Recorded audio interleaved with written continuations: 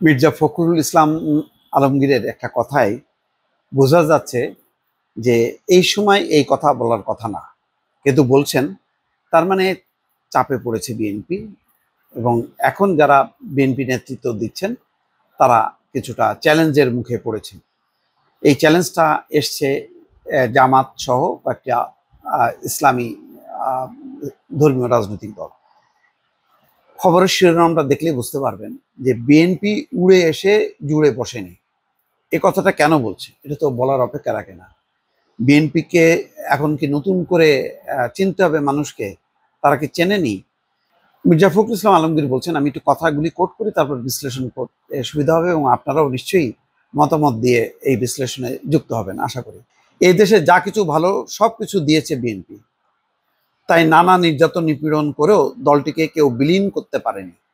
এই দল ফিনিক্স পাখির মতো, একে ভেঙে ফেলার ষড়যন্ত্র হয়েছে কিন্তু সফল হয়নি, বরং ষড়যন্ত্রকারীরা পালিয়ে গেছে। বিএনপি সেই দল যারা উড়ে এসে জুড়ে বসেনি। কিশোরগঞ্জ স্টেডিয়ামে বিএনপির ত্রিপার্শ্বিক সম্মেলনে মির্জা ফখরুল ইসলাম আলমগীর এই কথা বলছেন। এই যে কথাটা বললেন, বিএনপি অনেক অর্জন আছে, অনেক ব্যর্থতাও আছে। যেমন তারা 2001-এ সরকার এসে কয়েকটা ঘটনা ঘটেছে। সেটা হচ্ছে 21শে আগস্ট গ্রেনেড হামলা বঙ্গবন্ধু এভিনিউতে, 10 ট্রাক অস্ত্র। এটা বিএনপিকে একদম ভেতর থেকে ছিন্ন ভিন্ন করেছে। একটা হলো আভ্যন্তরীণ রাজনৈতিক ঐক্য ফাটল ধরিয়েছে, আর একটা হচ্ছে ভারত হচ্ছে অনেক বেশি অ্যাগ্রেসিভ হয়েছে যে বিএনপি জামাতকে খতম করতে হবে। এইটা তারা ফেস করতে পারেনি। এবং তারপরে বয়স বৃদ্ধি করা, তার প্রেক্ষিতে 111 অভ্যুদয় ঘটা, এই ঘটনাগুলো বিএনপিকে অনেকটা সাইড লাইনে ফেলে দিয়েছে। কিন্তু ওই যে এটা সত্য, ফিনিক্স পাখির মতো এটা ধ্বংস করা যায়নি, করার মতন অবস্থাও নেই। কারণ বাংলাদেশে আওয়ামী লীগের বিপরীতে যে স্রোতটা, সেটা ভারত বিরোধী বলেন, সেটা ধর্মের প্রতি একটি অনুরাগ, এইসব কারণে মানুষ মনে করে যে একটা লিবারাল ডেমোক্রেটিক, যারা ফ্যাসিস্ট না, যারা কট্টরপন্থী না, তো সেরকম একটা লিবারেল জায়গাটা হচ্ছে বিএনপি। ফলে বিএনপির একটা অনেক একটা অবস্থানটা এমনই ছিল যে গত 15 বছর অনেক চেষ্টা হয়েছে। মনে করেন বেগম খালেদা জিয়াকে পঙ্গু করে ফেলেছে, আর তারেক রহমান তো পঙ্গুত্ব নিয়েই দেশ ছেড়ে তাকে যেতে হয়েছে লন্ডনে 111-এর কুশীলবদের কারণে। তো এইরকম এক বড় দুই নেতার অনুপস্থিতিতে শুধুমাত্র মহাসচিবকে দিয়ে 15 বছর টিকে থাকা, এটা আওয়ামী লীগের কথা চিন্তা করেন তো। শেখ হাসিনা ছাড়া অন্য কোনো কেউ আছে কিনা যে আওয়ামী লীগকে টিকে রাখবে? হ্যাঁ, টিকে থাকবে, আওয়ামী লীগও বিলীন হবে না, আমি বিশ্বাস করি। বিএনপিও বিলীন হবে না, এবং বিএনপি যে বিলীন হবে না তার কারণ হচ্ছে মির্জা ফখরুল ইসলাম আলমগীরের নেতৃত্বেই বিএনপি কিন্তু ঐক্যবদ্ধ ছিল, এবং এই বিএনপিকে টুকরো টুকরো করার চেষ্টা করা হয়েছে। বিএনএম করা হয়েছে, তৃণমূল বিএনপি করা হয়েছে, আরো কি কি করা হয়েছে, অনেক কিছু করা হয়েছে, অনেক টেস্ট করা হয়েছে। প্রতিটা নির্বাচনের আগে দিয়ে অনেক কিছু পরীক্ষা নিরীক্ষা করা হয়েছে, কিন্তু পারা যায়নি।